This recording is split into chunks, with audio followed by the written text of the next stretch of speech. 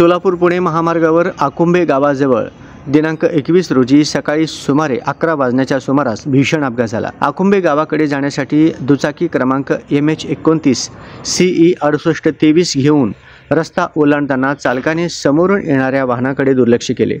त्यामुळे अक्कलकोटहून पुण्याकडे जाणाऱ्या ST बस क्रमांक MH7 C 9240 ने दुचाकीला जोरदार धडक दिली। अपघातात मृत्यू झालेल्या तरुणाचे नाव शंकर धावजी लडके वय 24 असून गंभीर जखमी झालेल्या महिलेचे नाव पुष्पा धावजी लडके वय 22 असे आहे। दोघेही मूळचे राहणार विटाळा तालुका डिग्रस जिल्हा यवतमाळ येथील असून सध्या आकुंभे येथे ऊस तोडीसाठी वास्तव्यास आहेत।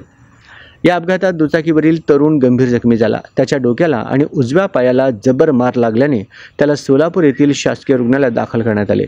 मात्र उपचारादरम्यान त्याचा मृत्यू झाला।